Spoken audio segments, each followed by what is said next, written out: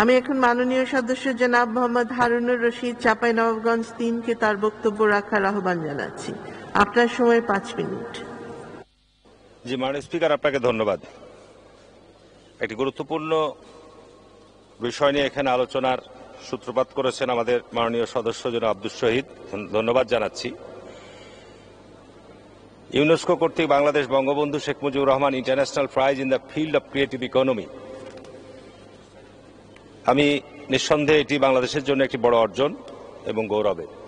মাননীয় স্পিকার, বাংলাদেশ এবং বঙ্গবন্ধুকে নিয়ে আলোচনা করতে গেলে অনেক সময়ের প্রয়োজন এবং 5 মিনিটে এই সময় নিয়ে আলোচনা করা সম্ভব নয়। স্বাধীনতা উত্তর এবং স্বাধীনতা পূর্ব বঙ্গবন্ধুর যে কর্মকাণ্ড, সেগুলো আলোচনা করতে বহু সময়ের দরকার।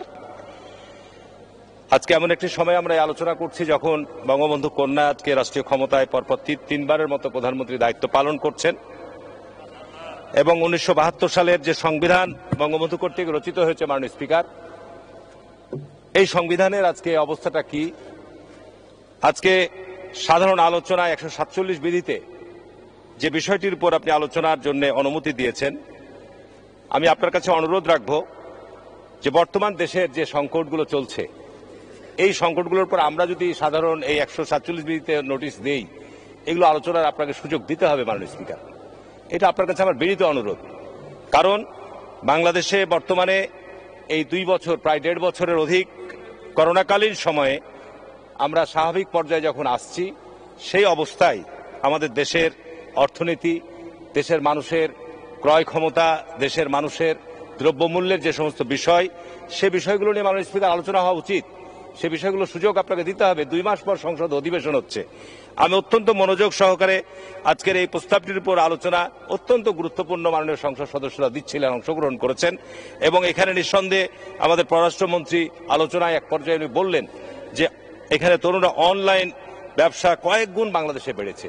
এটা সত্য মাননীয় স্পিকার, কিন্তু বাংলাদেশের বর্তমান ই কমার্স, যেটি গত 2 মাস আগে ভয়াবহ আকারে আলোচনা এসছে, আজকে এই ই কমার্সের হাজার হাজার কোটি টাকা আজকে লোপাট হয়ে গেছে।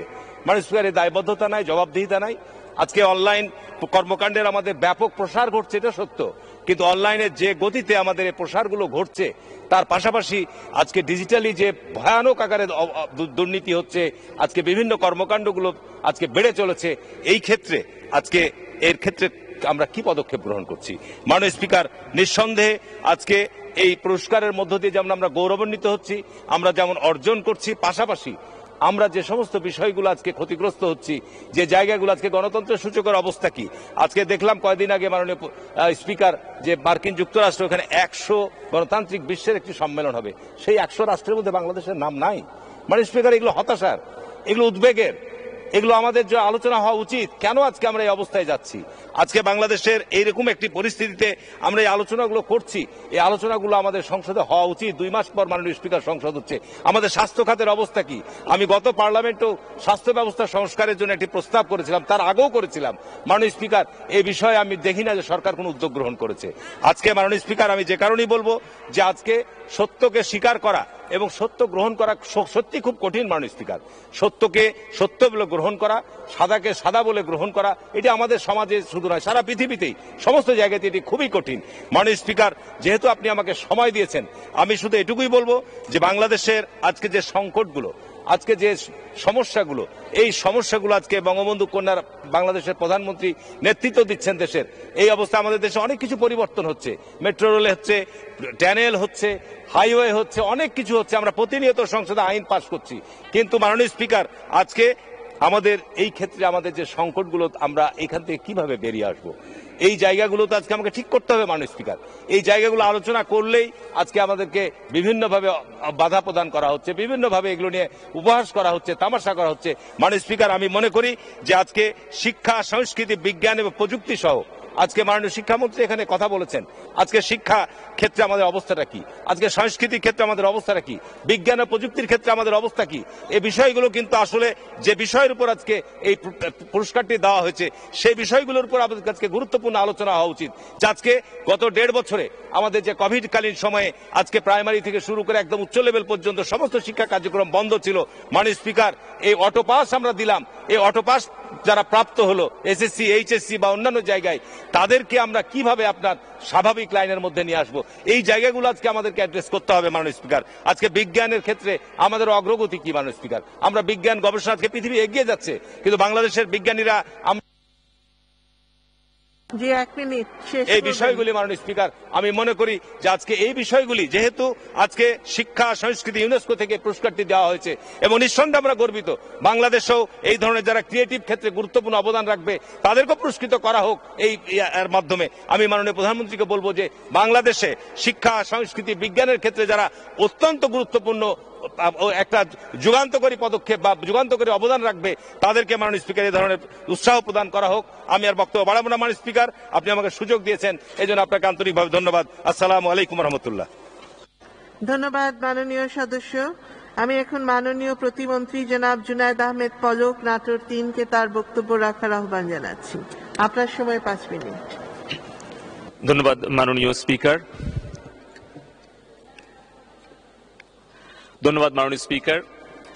আজকে ইউনেস্কো কর্তৃক জাতির পিতা বঙ্গবন্ধু শেখ মুজিবুর রহমানের সম্মানে যেই শিক্ষা সংস্কৃতি ও বিজ্ঞান বিষয়ক সংস্থা আন্তর্জাতিক পুরস্কার UNESCO Bangladesh Bangabandhu Sheikh Mujibur Rahman international prize in the field of creative economy প্রবর্তন করেছে এবং মাননীয় প্রধানমন্ত্রী গত 12ই নভেম্বর প্যারিসে ইউনেস্কোর সেই পুরস্কারটি নিজ হাতে উগান্ডার মোটিভ ক্রিয়েশন নামে একটি ক্রিয়েটিভ স্টার্টআপ উদ্যোক্তাকে পুরস্কার প্রদান করেছে। সেই সম্পর্কে আজকে 147 বিধিতে মাননীয় সংসদ সদস্য জনাব আব্দুল শহীদ যে প্রস্তাবটি এনেছেন তার জন্য তাকে ধন্যবাদ। এবং আমি আমার বক্তব্যের শুরুতেই শ্রদ্ধাভরে স্মরণ করছি স্বাধীনতার মহান স্থপতি জাতির পিতা বঙ্গবন্ধু শেখ মুজিবুর রহমানকে, যার জন্ম না হলে আজকে আমরা আমাদের মাতৃভাষা বাংলায় কথা বলার অধিকার পেতাম না, যার জন্ম না হলে আজকে আমরা স্বাধীন বাংলাদেশের নাগরিক হিসেবে ইউনিয়নের সদস্যপদ গ্রহণ, 75 সালে 14ই জুন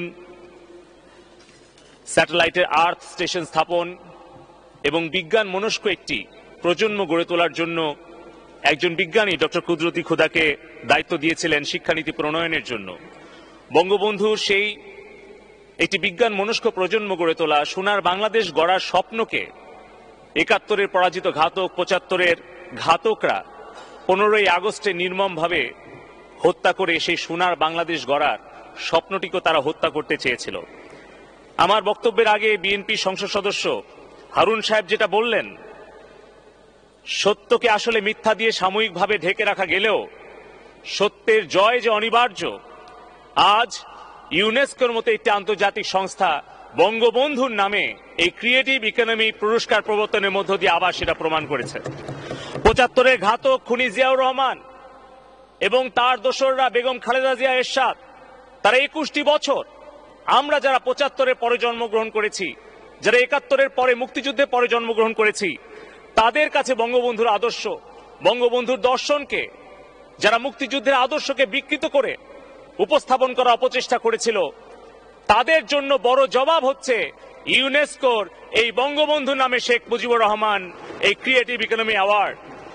মাননীয় স্পিকার, আজকে যারা বাংলাদেশের উন্নয়ন চোখে দেখে না, তাদের জন্য বড় জবাব যে বঙ্গবন্ধুর আদর্শ আজকে শুধু বাংলাদেশের 17 কোটি মানুষ, ভবিষ্যৎ প্রজন্ম নয়, বঙ্গবন্ধুর রাজনৈতিক দর্শন, বঙ্গবন্ধুর যে রাজনৈতিক আদর্শ এবং বঙ্গবন্ধু এই বাংলাদেশ সৃষ্টি এবং বিশ্ব শান্তি প্রতিষ্ঠায় যে অবদান রেখেছেন তার স্বীকৃতি শুধু বাংলাদেশ নয়, জাতিসংঘের ইউনেস্কো তারা 17 সালে একবার বঙ্গবন্ধুর 7ই মার্চের ভাষণকে তারা ওয়ার্ল্ড হেরিটেজ ডকুমেন্ট হিসেবে অন্তর্ভুক্ত করেছে।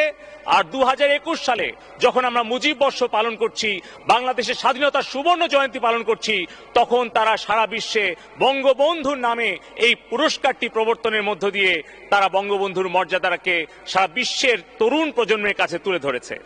মাননীয় প্রধানমন্ত্রী জননেত্রী শেখ হাসিনার সুযোগ্য নেতৃত্বে বাংলাদেশ যখন ডিজিটাল বাংলাদেশ হিসেবে প্রতিষ্ঠিত হয়েছে, 12ই নভেম্বর যখন বঙ্গবন্ধুর কন্যা জননেত্রী শেখ হাসিনা উগান্ডার একটি উদ্যোক্তা কোম্পানিকে বঙ্গবন্ধুর নামে ক্রিয়েটিভ ইকোনমি পদক দিচ্ছেন, ঠিক সেই মুহূর্তে 12 তারিখে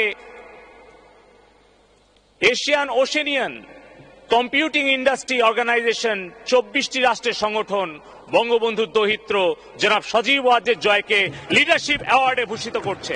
13ই নভেম্বর বঙ্গবন্ধুর কন্যা জননেত্রী শেখ হাসিনা যখন প্যারিস থেকে ঢাকার উদ্দেশ্যে রওনা হয়েছেন, উনি যখন এরোপ্লেনে আছেন, বাংলাদেশ বিমানে এয়ারলাইন্সে করে আসছেন, তখন 85টি রাষ্ট্রের সংগঠন world information technology service alliance which তার প্রেসিডেন্ট বঙ্গবন্ধুর কন্যা জননেত্রী শেখ হাসিনার গণতন্ত্র প্রতিষ্ঠায়, অসাম্প্রদায়িক সমাজ প্রতিষ্ঠায় এবং তথ্য প্রযুক্তিতে বিশেষ অবদান রাখার জন্য এমিনেন্ট পারসনস অ্যাওয়ার্ডে ভূষিত করছেন। বঙ্গবন্ধুর কন্যা জননেত্রী শেখ হাসিনার philosophy of revolution digital Bangladesh শুধু বাংলাদেশের জন্য নয়, সারা বিশ্বের কাছে এক অনুকরণীয় দৃষ্টান্তে পরিণত হয়েছে। মাননীয় স্পিকার, আমি আর 2 মিনিট সময় চাই, কারণ আজকে মাননীয় সংসদ সদস্য বিএনপির হারুন সাহেব বললেন যে বাংলাদেশের ক্রিয়েটিভ যারা লিডার, বাংলাদেশের যারা কালচারাল লিডার, বাংলাদেশের যারা প্রযুক্তি উদ্যোক্তা, তাদের জন্য বর্তমান সরকার কি করছে। আমি শুধু 3টা উদাহরণ দিতে চাই। তারা কি করেছে? 92 সালে বিনামূল্যে সাবমেরিন কেবল পাওয়ার সুযোগ পেয়েছিল বাংলাদেশ। যেই সুযোগ নিয়ে ভারত আজ $150 বিলিয়ন ডিজিটাল ইকোনমির দেশ হয়ে গেছে, সিঙ্গাপুর এগিয়ে গেছে। সেই সময় 92 সালে তৎকালীন প্রধানমন্ত্রী বিএনপির আপনার প্রধানমন্ত্রী বেগম খালেদা জিয়ার অজ্ঞতার কারণে সেই দিন সাবমেরিন কেবল না নেওয়াতে বাংলাদেশ কতটুকু পিছিয়ে গিয়েছিল। মাননীয় স্পিকার, দ্বিতীয় উদাহরণ, তিনি বলেন বাংলাদেশের তরুণদের স্বীকৃতি দেওয়ার কথা। উনি কি ভুলে গেছেন যে উনার বিএনপির একজন মন্ত্রী ছিলেন সিটিসেল কোম্পানির মালিক? বাংলাদেশে একটা মোবাইল কোম্পানি ছাড়া দ্বিতীয়টা কোম্পানি ছিল না। 2 লাখ 3 লাখ টাকা দিয়ে মোবাইল ফোন কিনতে হতো, ফোন করলে 10 টাকা, ধরলেও 10 টাকা। সেই মোবাইলের মনোপলি ভেঙে দিয়েছিলেন বঙ্গবন্ধু কন্যা জননেত্রী শেখ হাসিনা। তৃতীয় উদাহরণ, মাননীয় স্পিকার, এই কথাটি বলা দরকার সংসদে রেকর্ড করার জন্য। আমি আপনার কাছে আরো 2টা মিনিট সময় চাই, কারণ বাংলাদেশের তরুণ প্রজন্ম যাদের বয়স আজকে 16, যাদের 18 বছর, তাদের কিন্তু মনে নেই 2004 সালে বিএনপি জামাত বাংলাদেশকে দুর্নীতির স্বর্গরাজ্যে পরিণত করেছিল। মাননীয় স্পিকার, আজকে বাংলাদেশ সারা বিশ্বের কাছে প্রশংসিত। 2004 সালে স্যামসাং এর মতো একটা ইলেকট্রনিক্স ইন্টারন্যাশনাল কোম্পানি এসেছিল বাংলাদেশে $1 বিলিয়ন বিনিয়োগের প্রস্তাব নিয়ে। মাননীয় স্পিকার, তখন ওই খালেদা জিয়ার কুপুত্র, যে এখন সাজাপ্রাপ্ত আসামি, লন্ডনে পালিয়ে দেশের বিরুদ্ধে ষড়যন্ত্র করছে, সেই তারেক জিয়ার অনৈতিক প্রস্তাব হাওয়া ভবনের দুর্নীতির কারণে।